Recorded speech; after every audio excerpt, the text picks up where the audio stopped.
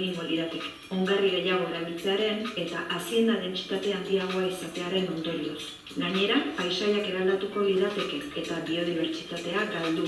Metanoa murriztuz, erregai fosilen erabilera handitzea ez litzateke eraginkorra epe laburrean eta gauzak are okerrago jarriko lituzke etorkizuneko belaunaldientzat. Beraz, beste honetan egin beharko genuke aparteko ahaleginak gizakiok.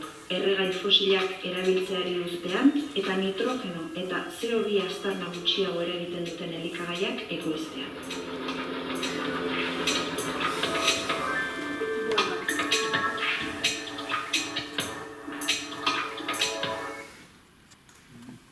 Batean informazio pila bat.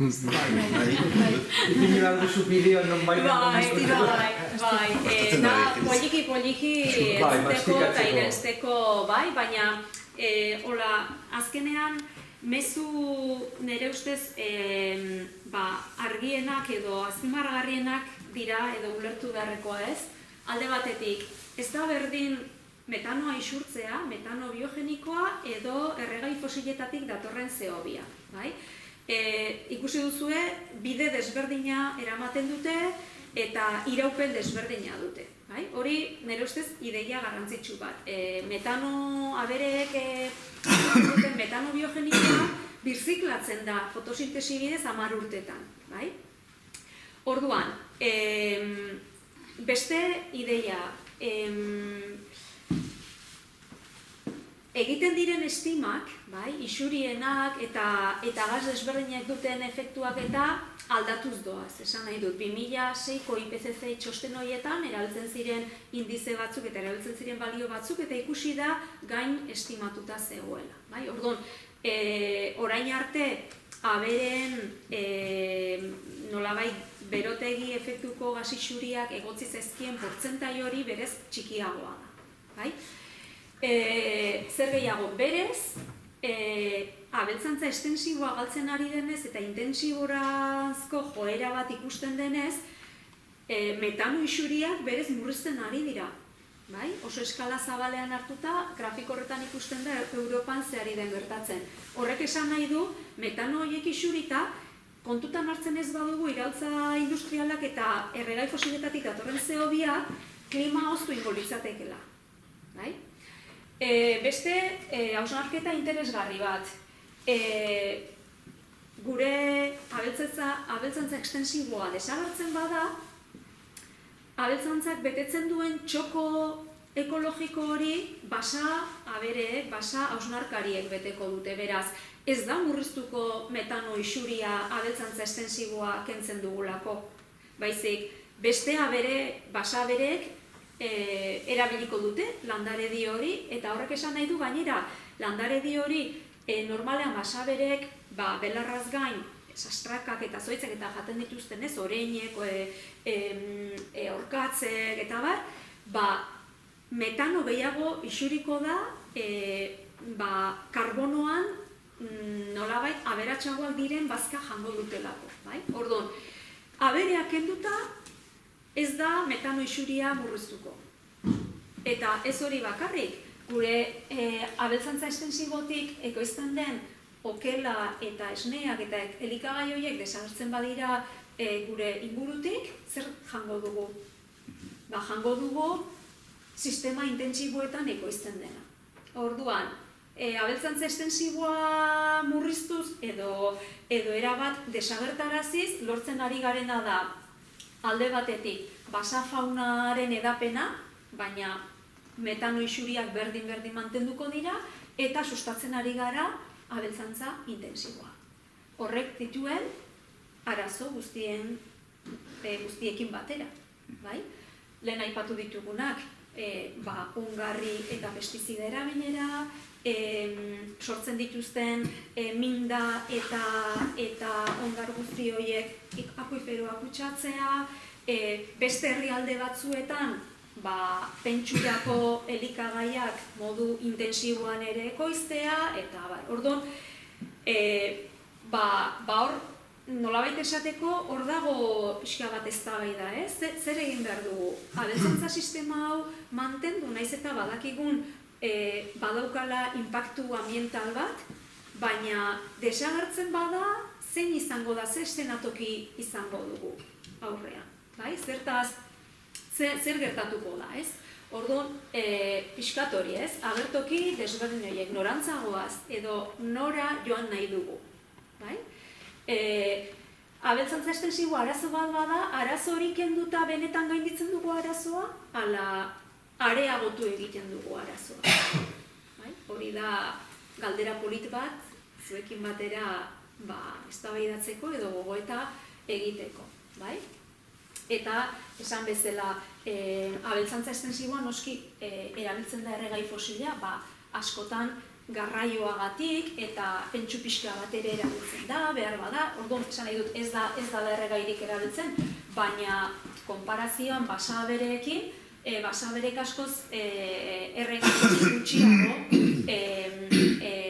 nolabait isurtzen dute, eta metano emisioak oso antzekoak izango lirateke ez, baina hau da, sustatuko genukena, hau desagertaraziz. Hortaz gain, lehen aipatu ditudan, ondare kultural, lurrarekiko identitatea, gauza guzti horiek, zerbitzu eta nolabait ondare eta onura guzti horiek galtzeaz aparte.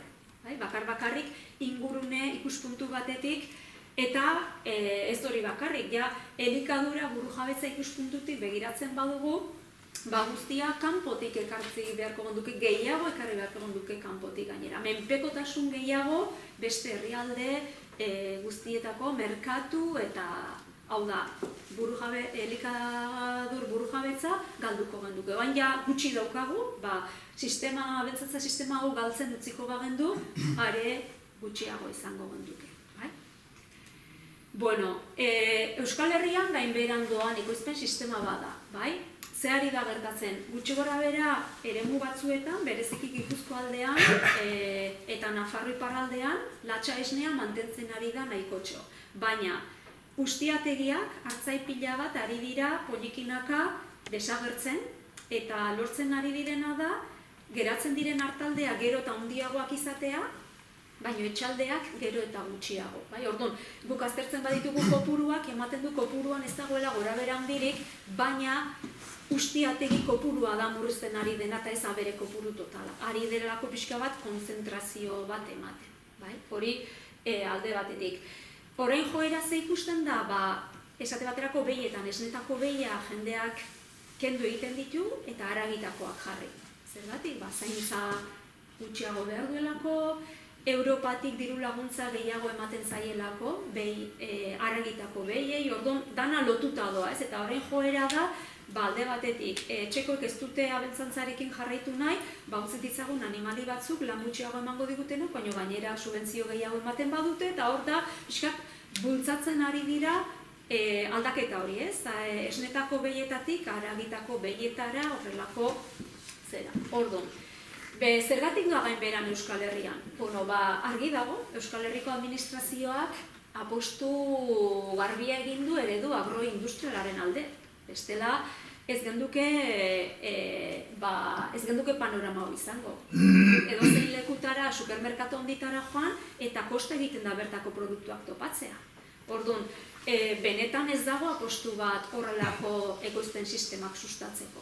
Dagona da interes agroindustrial eta interes ekonomiko ikaragarria eta politikoek eta Euskal Herriko administrazioak bai ipar zein hegoaldean. Egiten dutena da, esaten dugun hori ez, marketing pixka bat bertako produktuak ez dakize, jarraitzen dute askoz garestiago izaten bertako produktuak, eta ez dago benetako aposturik, ez? Badator horren agailu bat.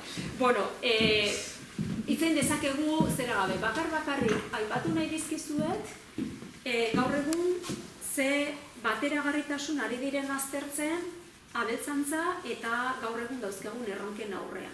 Orduan, hildo nagusi bada baso zuten prebentziorako abereak erabiltzea basoetan, eta honen inguruan lehen aipatu dizuedan plataformak ari da azterketa pila bat egiten. Beste gauza bat, energia berriztagarriak azken finean lurralde bat daukagu. Lurralde horretan energia berriztagarriak sustatzeko asko ari gara plaka fotovoltaikoak, ez da? Eguzkitiko energia hori. Badaude ja azterketa piloto batzuk eta kasu batzutan oso ondo funtzionatzen, plakak dauden eremuetan abereak ere sartzea. Gauza bateragarri bat. Hori bai, lanketa ikaragarri eginez, hartzaileekin, bertako biztanleekin, atzetikan lanketa ikaragarria eginez. Baina, eremu berean bi helburuak betetzea, energia berriztagarria eta abereak modu ekstensiboan. Basoaren kudaketa eta abeltzantza, hau da Neikerrek daukan beste proiektu bat, basoko larregintza.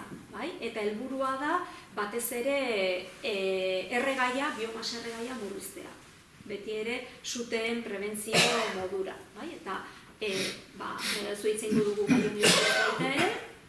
Eta jago egune bat dago, material bat sortu dute, eta bakarrik hau nahi nizuen azkenekoz azaldu. Nik errezakit ezautzen duzuen, nekazaritzako zentro teknologiko, nik hilero jasotzen dut buletina. Eta buletinean beti agerri dira horrelako berriak, ezta? Larratza estensiboan arrisku sanitarioko eremuak identifikatzeko GPS sare bat, teknologia. Teknologia dependentea, hartzaileak dependitzen du sare batenaz, teknologia, zerbait gaizki badoa, zer egin, ez? Eguzki panelak argientzako berizte, atxeden hartzea, eta ez daki zer.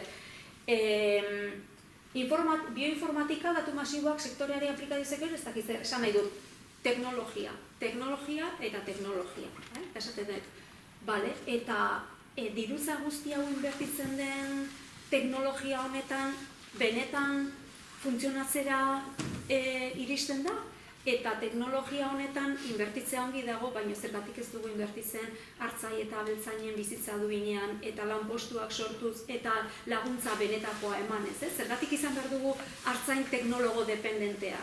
Joera zein da, hartzaia menditik ateratzea eta etxetikan erabili eta maneiatu alizatea bere abereak. Hori da benetan eraginkorrena abeltzantzaren kudeaketan eta mendiaren erabileran.